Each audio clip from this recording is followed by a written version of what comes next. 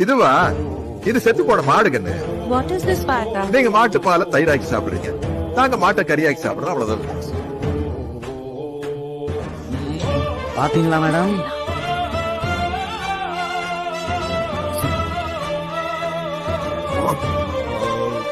Madam, நான் உங்களை மாட்டுக்கறி சாப்பிடுங்கன்னு சொல்றது எவ்வளவு பெரிய அயோக்கியத்தனமோ அதை விட பெரிய அயோக்கியத்தனம் நீங்க எங்களை மாட்டுக்கறி சாப்பிட வேண்டாம் சொல்றது.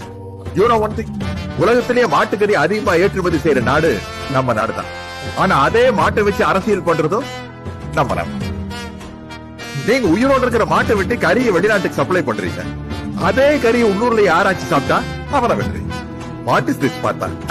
இருங்க இருங்க, உங்களுக்கு அங்க தண்ணியா வெளியே வச்சிருக்கோமே. ஏது மாட்டு மூத்தமா? இதுவும் தண்ணி தான். அப்ப நான் குடிச்சேன், அது பழக்கத்திலே கிடையாது. பழக்கப்படுத்திக்கோ.